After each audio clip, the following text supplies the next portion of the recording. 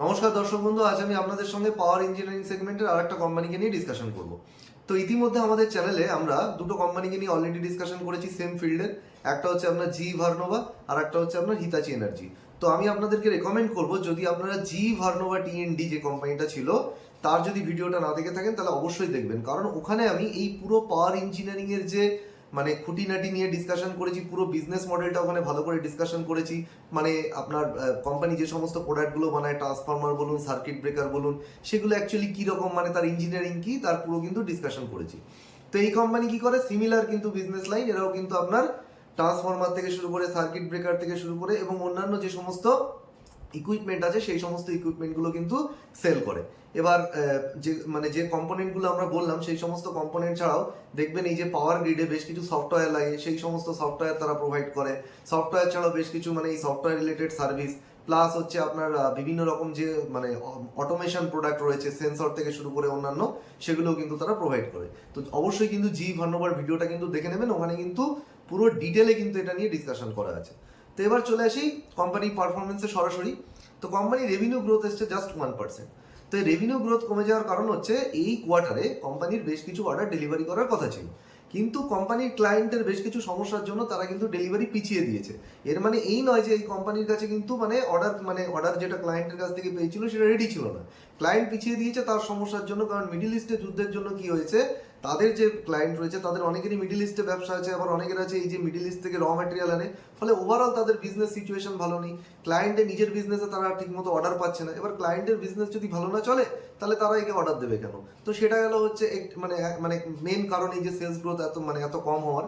Plus যদি আমরা ফুল ইয়ারেও দেখি, ফুল ইয়ারে আপনার সেলস গ্রোথ এসছে মাত্র 10%। এবার যদি আমরা চলে যাই সেলস গ্রোথ ছাড়া, নেক্সট যেটা দেখবো সেটা হচ্ছে আমরা কোম্পানির মার্জিন। তো কোম্পানির মার্জিনও কিন্তু যথেষ্ট পড়ে গেছে। যদি আপনারা ইবিডা মার্জিন দেখেন, ইবিডা মার্জিন প্রায় 7% পড়ে গেছে গত বছরের মার্চ কোয়ার্টার থেকে এই বছরের মার্চ কোয়ার্টারে। তার সঙ্গে সঙ্গে যদি আপনারা দেখেন গ্রস মার্জিন, কোম্পানির প্রথম কথা হচ্ছে গ্রস মার্জিন পড়েছে 1.5%। এই গ্রস মার্জিন পড়ে যাওয়ার কারণটা কি? তার কারণটা হচ্ছে এই যে ম্যাটেরিয়াল কস্ট বেড়ে গেছে, কারণ এই যে মিডিল ইস্টে যুদ্ধ হচ্ছে তার জন্য সমস্ত র ম্যাটেরিয়ালের কস্ট বেড়ে গেছে, লজিস্টিক্স কস্ট বেড়ে গেছে। প্লাস এই যে ইন্ডাস্ট্রিতে এই যে এরা যে ট্রান্সফরমার থেকে শুরু করে যে যে প্রোডাক্টগুলো তারা বানায়, এই সমস্ত জিনিসের প্রধান র ম্যাটেরিয়াল হচ্ছে আপনার হচ্ছে একটা হচ্ছে কপার আর একটা হচ্ছে অ্যালুমিনিয়াম। কপার এবং অ্যালুমিনিয়ামের প্রাইস আপনারা জানেন গত এক বছরে কতটা বেড়ে গেছে। প্লাস তার সঙ্গে যদি দেখেন আপনারা স্টিল, যেটা হচ্ছে তাদের আর একটা র ম্যাটেরিয়াল, যার দাম কিন্তু মোটামুটি 10% বেড়ে গেছে। তো এর জন্য কিন্তু তাদের মোটামুটি 1.5% কিন্তু গ্রস মার্জিন পড়ে গেছে। প্লাস ওভারঅল যে এই যে গ্রস মার্জিনের সাথে সাথে ইবিডা মার্জিন পড়ে যাওয়ার কারণ হচ্ছে এই যে আমি বলছিলাম যে সফটওয়্যার অটোমেশন যে সমস্ত প্রোডাক্টগুলো রয়েছে, এই সমস্ত প্রোডাক্টে না হিউজ কম্পিটিশন রয়েছে। এই কোম্পানি ছাড়াও অনেক কোম্পানি কিন্তু এই সমস্ত প্রোডাক্ট বানায় এবং এই সমস্ত সেগমেন্টে সাপ্লাই করে। ফলে এখানে যেহেতু হিউজ মার্জিন হিউজ যেহেতু কম্পিটিশন রয়েছে, সুতরাং কিন্তু কোম্পানি এখানে বেশি মার্জিন কিন্তু চার্জ করতে পারে না। তাই এই জন্য কিন্তু আমরা দেখছি কোম্পানির কিন্তু মার্জিনও কিন্তু পড়ে গেছে। এবার যদি আমরা দেখি শুধুমাত্র, এবার আপনি বলবেন যে একটা কোয়ার্টারের ব্যাপার না, এখানে একটা কোয়ার্টারের ব্যাপার না, কোম্পানির মার্জিন কিন্তু শুধুমাত্র এই কোয়ার্টারে পড়েছে এমন নয়। যদি আপনি ফুল ইয়ারে দেখেন, ফুল ইয়ারেও কিন্তু কোম্পানির মার্জিন প্রায় 2%-এর কাছাকাছি পড়ে গেছে। আমি কিন্তু ইবিডা মার্জিনের কথা বলছি। এটা পড়ে যাওয়ার কারণ হচ্ছে আপনারা নিশ্চয়ই জানেন এই গত কোয়ার্টারে, ডিসেম্বর কোয়ার্টারে আপনার গভর্নমেন্ট থেকে একটা ম্যান্ডেট এসেছিল যে সমস্ত কোম্পানিকে তাদের যে প্রত্যেক কোম্পানি তাদের যে লেবার বা এমপ্লয়িকে যে আপনার গ্র্যাচুইটি দেয়, প্রভিশন দেয়, তার জন্য কিন্তু একটা নির্দিষ্ট অ্যামাউন্ট কিন্তু তাদেরকে সরিয়ে রাখতে হবে। তো প্রত্যেক কোম্পানি কিন্তু এই গ্র্যাচুইটির জন্য যে টাকা বা প্রভিডেন্ট ফান্ডের টাকা কিন্তু সরিয়েছিল। তো এই কোম্পানিও কিন্তু একটা সিগনিফিকেন্ট পোর্শন অফ অ্যামাউন্ট কিন্তু তার জন্য সরিয়ে রাখে। এর জন্য কি হয়, কোম্পানির কিন্তু ওভারঅল মার্জিন কিন্তু ওভারঅল যদি আপনি দেখেন পুরো বছরে, সেখানেও কিন্তু কিছুটা এফেক্ট হয়েছে। এবার এই মার্জিনটা কিন্তু আরও পড়ে যেত, এই মার্জিনটা আরও পড়ে যেত, কিন্তু এই মার্জিনটা যতটা পড়ার কথা তার থেকে কম পড়েছে। তার কারণ হচ্ছে কোম্পানির কিন্তু এই কোয়ার্টারে একটা ওয়ান টাইম এক্সেপশনাল ইনকাম হয়েছে। ওয়ান টাইম এক্সেপশনাল ইনকামটা হয়েছে তার কারণ হচ্ছে গত বছর গভর্নমেন্টের সঙ্গে তাদের বেশ কিছু ট্যাক্স নিয়ে ডিসপিউট ছিল। ইনকাম ট্যাক্স ডিপার্টমেন্টের সঙ্গে কিছু ট্যাক্স রিলেটেড ডিসপিউট ছিল। কিছু ট্যাক্স যেটা তাদের দেবার কথা ছিল সেটা হয়তো তার থেকে হয়তো কম দিয়েছিল, যে জন্য এই যে ডিসপিউটের কারণে তারা কিন্তু একটা টাকা একটা নির্দিষ্ট অ্যামাউন্ট অফ মানি কিন্তু সরিয়ে রেখেছিল প্রভিশন হিসাবে। কারণ কোনো কারণে যদি তাদের উপর পেনাল্টি চাপিয়ে দেয় ইনকাম ট্যাক্স ডিপার্টমেন্ট, তাহলে কিন্তু তারা ওই যে মানিটা সরিয়ে রেখেছে সেখান থেকে ওই টাকাটাকে ক্ষতিপূরণ হিসাবে দিতে পারবে। কিন্তু আলটিমেটলি যে ইনকাম ট্যাক্স ডিপার্টমেন্টের সঙ্গে তাদের যে সমস্যা চলছিল সেটাকে তারা সেটেল করে নিয়েছে এবং ইনকাম ট্যাক্স ডিপার্টমেন্ট বলেছে তোমার যে মূল টাকা আছে যেটা তুমি দাওনি সেটাকে আমাকে দিয়ে দাও এবং কেস সেটেল করে নাও, তাহলে তোমাকে আর যে ইন্টারেস্ট বা ফাইন সেটা দিতে হবে না। ফলে আলটিমেটলি যেহেতু সেটেল হয়ে গেছে, সুতরাং যে টাকাটা তারা সরিয়ে রেখেছিল ক্ষতিপূরণ দেওয়ার জন্য সেটাকে তারা আবার রাইট ব্যাক করে নিয়েছে, না হলে কিন্তু তাদের মার্জিন কিন্তু আরো পড়তো। তো এটা তো গেল হচ্ছে কোম্পানির ওভারঅল ফিনান্সিয়াল পারফরমেন্স। যদি বলেন পারফরমেন্স কেমন, আমি বলবো এই সেক্টরে সব থেকে হতাশাজনক পারফরমেন্স করেছে এই কোম্পানি। আপনি যদি জি ভার্নোভা দেখেন, হিতাচি দেখেন, তাদের যে পারফরমেন্স, তারা কিন্তু মানে এই কোম্পানি থেকে অনেকটাই কিন্তু বেটার পারফরমেন্স কিন্তু ডেলিভার করেছে। এবার তো চলে গেল এই মানে কোয়ার্টারের পারফরমেন্স। আগে পারফরমেন্স কিরকম হতে পারে, তার জন্য আমাদের দেখতে হবে যে কোম্পানির হাতে এই মুহূর্তে কি অর্ডার বুক রয়েছে। তো যদি আমি তাদের অর্ডার বুক দেখি, তো কোম্পানির হাতে 3,430 কোটি টাকা কিন্তু এই মুহূর্তে অর্ডার রয়েছে। এবং আপনি যদি দেখেন এই পার্টিকুলার কোয়ার্টারে, মানে মার্চ কোয়ার্টারে, তারা প্রায় 772 কোটি টাকার অর্ডার পেয়েছে। তাহলে 3,430 কোটি টাকার অর্ডার, এখান থেকে তাদের কতটা রেভিনিউ আগামী দিনে আসতে পারে? তো যদি আমি ধরে নিই এই 3,430 কোটি টাকার অর্ডার পুরোটাই তারা এই 1 বছরের মধ্যে কমপ্লিট করে ক্লায়েন্টকে দিয়ে দেবে, তো এখান থেকে তাদের ম্যাক্সিমাম 18-19% রেভিনিউ আসতে পারে। এবার একটা জিনিস বুঝতে হবে আমাকে এখানে, যে এই যে অর্ডারটা রয়েছে, এই অর্ডারটা কিন্তু মানে পুরোটাই তো শর্ট টার্ম অর্ডার নয়, মানে কিছু অর্ডার রয়েছে যেটা 1 বছরের মধ্যে তারা ডেলিভারি করতে পারবে না। তো সুতরাং সেই অংশটা যদিও খুব কম, তো সেই অংশটাকে যদি সরিয়ে দিই, তাহলে মোটামুটি তারা 1 বছরে আপনার ম্যাক্সিমাম 15-16% রেভিনিউ গ্রোথ করতে পারবে। তো এখানে অন্যান্য অনেক কোম্পানি আমরা পেয়ে যাবো যারা এর থেকে বেশি রেভিনিউ গ্রোথ করছে। তো এখান থেকে এই অ্যাঙ্গেল থেকে কিন্তু সেটা মানে মানে মানে কি বলবো, অ্যাট্রাকটিভ না, যদি কিনা আপনারা কোম্পানির সাইজকে বিবেচনা করেন, কোম্পানির মার্কেট ক্যাপকে বিবেচনা করেন। তো সেটা গেল একটা। সেকেন্ড, যদি আপনি দেখেন কোম্পানির যে এই যে মার্জিনকে প্রোটেক্ট করবার জন্য সব কোম্পানির একটা হেজিং স্ট্র্যাটেজি থাকে।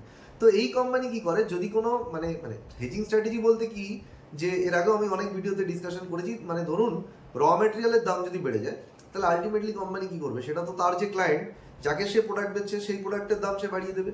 কিন্তু এখানে যেটা হয়েছে, মানে এদের 50-60% তারা হেজিং মানে করে রাখে।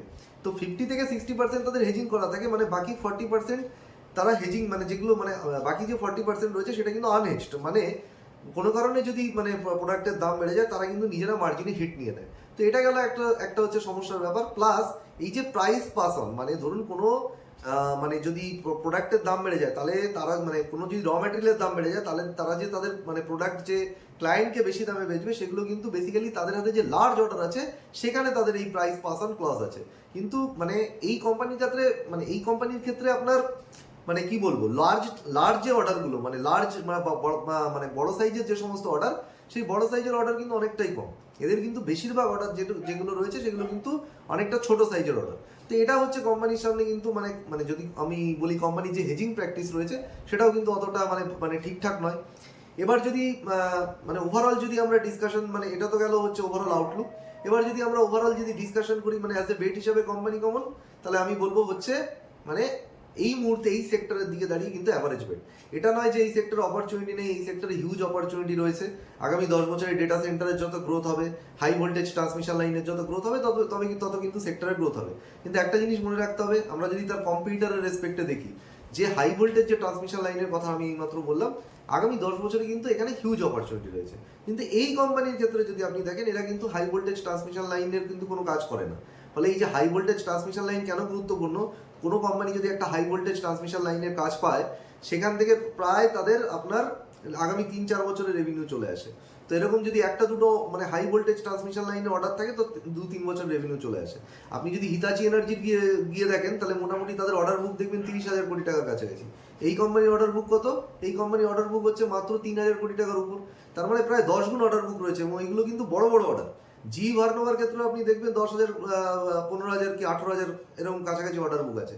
মোটমাট মানে এই কোম্পানির থেকে তো 4-5 গুণ বেশি অর্ডার বুক রয়েছে। তো আলটিমেটলি যদি আপনি দেখেন, তাদের অর্ডার বুক বড় হচ্ছে, তার কারণ হচ্ছে তারা এই যে হাই ভোল্টেজ ট্রান্সমিশন যে লাইনের প্রজেক্টের কাজকর্ম করে। এই কোম্পানি কিন্তু সেই সেগমেন্টে নেই। তো বেসিক্যালি মানে এখানে পিছিয়ে আছে বলতে এই সেগমেন্টে কিন্তু মার্জিন বেশি থাকে। প্লাস যদি আপনি দেখেন, এই যে হিতাচি এবং জি ভার্নোভা এই ধরনের কোম্পানিগুলো পাওয়ার গ্রিডে যে হাই ভোল্টেজের যে সমস্ত ট্রান্সফরমার লাগে বা অন্যান্য যে সমস্ত কম্পোনেন্ট লাগে, সেই সমস্ত কম্পোনেন্ট কিন্তু বেশি প্রোভাইড করে। এই কোম্পানি কিন্তু পাওয়ার গ্রিডের জন্য যে সমস্ত মানে হাই ভোল্টেজ ট্রান্সফরমার লাগে, সেখানে কিন্তু তাদের প্রেজেন্স খুব কম। বেসিক্যালি এরা আপনার আমার বাড়ির আশেপাশে যে সমস্ত বা বিভিন্ন ইন্ডাস্ট্রিতে যে সমস্ত যে মানে কি বলবো কম ভোল্টেজের ট্রান্সফরমার লাগে, সেইগুলোই কিন্তু মেনলি বানায়। এটা গেল। প্লাস যদি আপনি দেখেন এক্সপোর্টেও কিন্তু হিতাচি এবং জি ভার্নোভা এদের থেকে কিন্তু এগিয়ে আছে। প্লাস হিতাচির ম্যানেজমেন্ট বা জি ভার্নোভার ম্যানেজমেন্ট কিন্তু আগামী বছরে মানে মানে তাদের প্রত্যেকটা কোম্পানিকে তো গ্রোথের জন্য কিছু কাজ করতে হয়। হাওয়ায় তো গ্রোথ আসে না। তো তার জন্য যে তারা কত টাকা ইনভেস্ট করবে সেটার কিন্তু একটা গাইডলাইন দিয়েছে, ক্লিয়ার রোড ম্যাপ দিয়েছে। এই কোম্পানিকে যদি আপনি দেখেন, তারা কিন্তু কোনো ক্লিয়ার রোড ম্যাপ কিন্তু আমাদের সামনে শেয়ার করেনি। তাহলে আলটিমেটলি আমরা দেখতে পাচ্ছি মানে যেহেতু কোনো ক্লিয়ার রোড ম্যাপ এই মুহূর্তে আমাদের সামনে নেই, প্লাস আমরা দেখতে পাচ্ছি যে বিভিন্ন সেগমেন্টে তারা পিছিয়ে রয়েছে। ডেটা সেন্টারের ক্ষেত্রে যদি বলেন 10-12% ডেটা সেন্টার এদের অর্ডার রয়েছে, কিন্তু এক্ষেত্রে বলবো হিতাচি কিন্তু ডেটা সেন্টার অর্ডার অনেক বেশি আছে। প্লাস এই কোম্পানির অর্ডার তো আমি বললাম অনেক ছোট অর্ডার, অনেক ছোট ছোট মানে সাইজের অর্ডার, যেগুলো মোটামুটি 4-5 মাসের মধ্যে কমপ্লিট করে দিয়ে দেবে। তারপরে যদি কোনো কারণে মানে অর্ডার না আসে সেটা একটা প্রবলেম। মানে বড় অর্ডার থাকলে কি হয়, সেখান থেকে আমরা আন্দাজ করতে পারি যে রেভিনিউ ভিজিবিলিটি আগামী দিনের মানে কতটা। তো এখানে কিন্তু আলটিমেটলি কি হয়, এই ছোটখাটো অর্ডারে নানা রকম সমস্যা হয়ে গেলে মার্জিনও পড়ে যেতে পারে। তো এই হচ্ছে ওভারঅল মানে কোম্পানির মানে অ্যানালিসিস। তো এখানে কিন্তু মানে আমি বলবো যে সেক্টরের মধ্যে মানে মানে তুলনামূলকভাবে মানে কম অ্যাট্রাকটিভ বেট। এবার যদি অপরচুনিটি নেই, হ্যাঁ অপরচুনিটিও আছে। একটা অপরচুনিটি যেটা নিয়ে মার্কেটে কথা হচ্ছে সেটা হচ্ছে এসটিটি গ্লোবাল ডেটা সেন্টার। তারা কিন্তু ইন্ডিয়ারে মানে আমাদের ভারতে $500 মিলিয়ন আইপিও আনতে চলেছে। এবার এই কোম্পানির যদি ডেটা সেন্টার আইপিও এখানে চলে আসে, সেই ডেটা সেন্টার থেকে কিন্তু স্নাইডার ইলেকট্রিকের কিন্তু একটা অর্ডার পাওয়ার চান্স রয়েছে। তো এটা নিয়ে মানে কোম্পানি ম্যানেজমেন্ট কলে কিছু বলেনি, কিন্তু এটা কিন্তু আসতে পারে। আমাদেরকে ক্লোজলি ট্র্যাক করতে হবে যে সেটা আসছে কিনা। যদি আসে তাহলে সেটা কি ধরনের আপনার অর্ডার, সেই অর্ডার মানে অর্ডারের সাইজ কি, কতদিনে তারা সেই অর্ডার ডেলিভার দিতে পারবে, এগুলো কিন্তু আমাদেরকে দেখতে হবে। কারণ সেটা না দেখে আমরা শুধু অর্ডার পাচ্ছে আর সেই খবরে কিন্তু মানে কোনো রকম মানে কি বলবো ওভার এক্সাইটেড হয়ে কোনো কিন্তু শেয়ার নিতে পারি না। তো এটা হচ্ছে ওভারঅল গেল। প্লাস যদি আপনি লাস্ট অফ অল দেখেন, যদি কোম্পানির ওয়ার্কিং ক্যাপিটাল দেখেন, ওয়ার্কিং ক্যাপিটাল সাইকেল যদি দেখেন, তাহলে দেখবেন ইনভেন্টারি বেড়ে গেছে।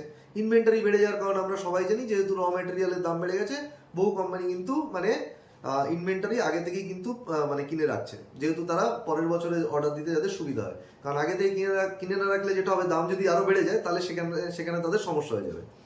এবার যদি আপনি রিসিভেবল দেখেন, রিসিভেবলও কিন্তু কোম্পানির কিন্তু বেড়ে গেছে। এই রিসিভেবল বেড়ে যাওয়ার কারণটা আমরা প্রথমেই তো বলেছিলাম যে কোম্পানির যারা ক্লায়েন্ট আছে, এই মানে তাদের যে অর্ডার ডেলিভারি দেওয়ার কথা ছিল সেটা কোম্পানি দিতে পারেনি। প্লাস পুরোনো যে অর্ডার অলরেডি ডেলিভার করে দিয়েছে, সেই অর্ডারের টাকাও কিন্তু তারা মানে তাদের ক্লায়েন্ট দিতে দেরি করছে। তার কারণটা আমরা জানি, যুদ্ধের কারণে তাদের ক্লায়েন্টের বিজনেস ভালো চলছে না। ক্লায়েন্টের বিজনেস যদি ভালো না চলে, তাহলে অবভিয়াসলি তার ক্লায়েন্ট তাকে টাকা দেরি করে শোধ করবে। তো এই হচ্ছে ওভারঅল কিন্তু মানে মানে কোম্পানির কিন্তু সিচুয়েশন। তো এখানে যদি আপনি বলেন, তাহলে আমি বলবো কিন্তু মানে এই মুহূর্তে দাঁড়িয়ে ইনভেস্টমেন্ট অপরচুনিটি যেটা মানে লাস্ট আপনি কয়েক মাসে যদি দেখেন, স্টক কিন্তু অনেকটাই বেড়ে গেছিল। তো এই জায়গা থেকে দাঁড়িয়ে মানে এখন যে কন্ডিশন চলছে, সেখান থেকে স্টকের কিন্তু উপর দিকে রিরেট হওয়ার কিন্তু খুব একটা সম্ভাবনা নেই, বরঞ্চ মানে এই পারফরমেন্সের পরে কিছুটা নিচের দিকে কিন্তু স্টক প্রাইস আসার সম্ভাবনা আছে। আমাদেরকে দেখতে হবে পরের কোয়ার্টারে কি হয়। কিন্তু আমার মানে মানে আমার অ্যানালিসিস বলছে পরের 1-2 কোয়ার্টার কিন্তু খুব একটা ভালো যাবে না। কিন্তু অবশ্যই এখানে আমি বলছি যে লং টার্মে গ্রোথ অপরচুনিটি আছে, লং টার্মে ইন্ডাস্ট্রিতে প্রচুর অপরচুনিটি আছে। আমাদের ক্লোজলি ট্র্যাক করতে হবে যে কোম্পানি কি ধরনের অর্ডার পাচ্ছে, সেই ধরনের অর্ডারগুলো মানে কার থেকে পাচ্ছে, কত দিনের মধ্যে ডেলিভার করবে। তবেই আমরা আগামী দিনে গিয়ে যে আমি এখন যে মতামত দিলাম, সেই মতামত আমরা প্রয়োজনে মানে সেই মতামত আমি প্রয়োজনে চেঞ্জও করতে পারি। তো সুতরাং দেখতে হবে যে সেই ধরনের অপরচুনিটি কোম্পানির সামনে আসছে কিনা। তো আশা করি ভিডিওটা আপনাদের ভালো লাগলো। যদি ভালো লেগে থাকে তবে লাইক, শেয়ার এবং সাবস্ক্রাইব করবেন। আর হ্যাঁ, যদি আপনাদের কিছু জানার থাকে কমেন্ট করতে ভুলবেন না। তো এই বলে আমি আমার ভিডিও শেষ করছি। ভালো থাকবেন।